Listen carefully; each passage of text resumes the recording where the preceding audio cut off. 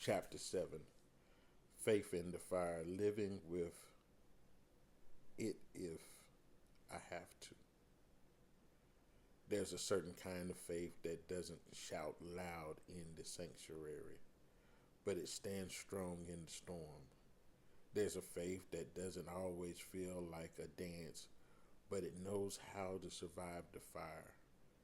There's a faith that doesn't demand a way out, it finds grace to live while still in. And that, beloved, is what I call faith in the fire. We love to talk about deliverance.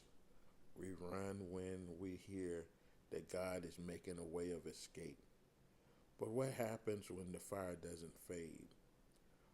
What do you do when you pray for God to remove the furnace and instead he just gives you peace inside the flames?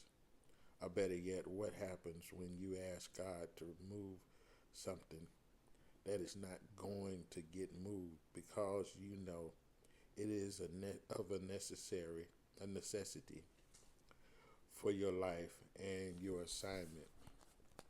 Once again, we find Jesus praying to get out of what he already knows he has to go through. As we have seen, his prayer shifts, his posture changes, and he essentially says, Lord, I'll go through it, even if you don't take it from me. I'll live with it if I have to.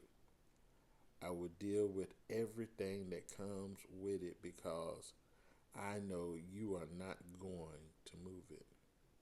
That's the same kind of spiritual resolve we see in Daniel chapter 3 with the three Hebrew boys named Shadrach, Meshach, and Abednego. When threatened with death for not bowing to an idol, they respond with one of the most mature declarations of faith in Scripture. Our God is able to deliver us. But even if God does not, we will not bow. That's it right there. That kind of faith that makes hell nervous. That's the kind of faith that doesn't just believe God for escape, but trust God with endurance. That's the kind of faith that says, I know God is able. But if God chooses not to, I'm still not giving up. I'm still not bowing. I'm still not breaking down. I'll live with it if I have to. I live with the diagnosis if I have to. I live with the unanswered question if I have to. I live through this transition, this tension, this trouble if I have to. Because I trust God will more than I crave my comfort. Did you get that? Another layer of giving God your nevertheless is reaching the place where you trust God's will more than you want your comfort. You see, sometimes God doesn't take the fire or the cup away. Not because God is cruel, but because God is confident in what God has put in you. God is saying, I trust you to stay faithful even when I don't show up how you want me to show up. That's what those three Hebrew boys did, and that is what Jesus did. God didn't put out the fire in the furnace even when Jesus prayed in Gethsemane to be spared from the cross. God didn't take it. Why? Because the cross wasn't a crisis. The cross was the calling. And there are some crosses in your life that are not spiritual attacks. They are divine assignments. And sometimes even while others get rescued, God says, I'm going to keep you right there and cover you while you go through it. That's keeping power. Everybody wants delivering power. Delivering power brings you out, but keeping power holds you while you're still in it. And here's the thing. Keeping power is delivering power. How? Because sometimes deliverance isn't God getting you out.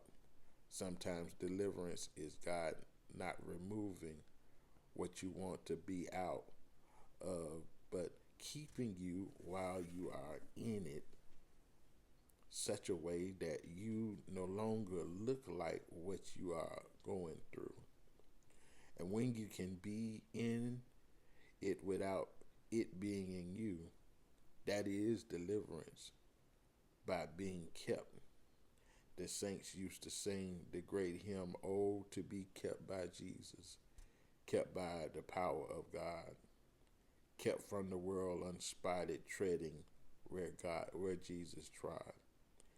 And somebody hearing this is a living witness of keeping power. You should have lost your mind. You should have quit by now. You should have walked away from the assignment, but somehow God has kept you in what others needed to be pulled out of.